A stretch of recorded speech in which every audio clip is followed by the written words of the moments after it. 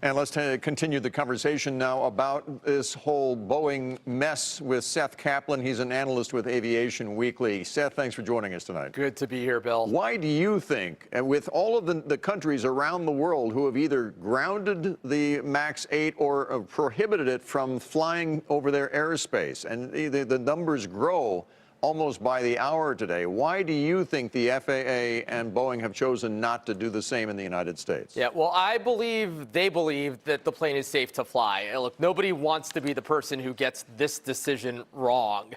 So, I think they're taking a very technocratic approach to it. And as Phil said, also saying, look, we don't see anything suggesting otherwise. But what you have here is also pressure, not only political pressure, but consumer pressure. And you wonder if at some point, Boeing itself doesn't say, you know what, we're keeping this story in the news longer than necessary. Because on one hand, you have the FAA saying you need to make urgent changes. On the other hand, saying the plane is safe to fly. This remains a story until those changes are fixed if these planes keep flying. So do you think Boeing should be proactive and say, okay, let's ground ask the FAA to ground the fleet in order to restore confidence in its planes?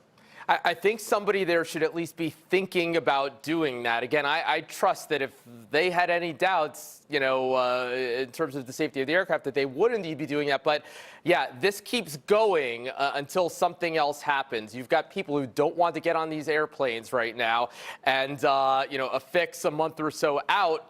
That's a long time in terms of an extended news cycle. More needs to be learned about the crash in Ethiopia, obviously, and exactly what caused this. But tell us about the MAX 8 and this device or this system that may have caused the crash and the one involving Lionsgate in Indonesia.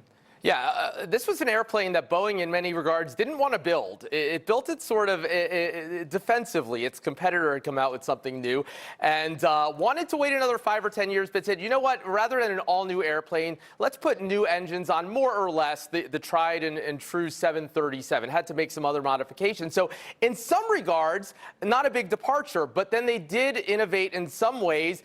And yeah, that anti-stall system that rather clearly had something to do with the Lion Air crash, harder to say yet with this one, which was designed to prevent something that had caused previous famous crashes. The plane beginning to stall, a pilot not doing what they're supposed to in a panic. Counterintuitively, you're supposed to turn your nose down, dive into the stall, regain some airspeed. The rest of us, I think, would want to pull back on the stick, try to climb. Right. That's what can accelerate a stall. Pilots had done that in the past. This was designed to prevent that, but in fact played at least some role in causing one crash and perhaps the other.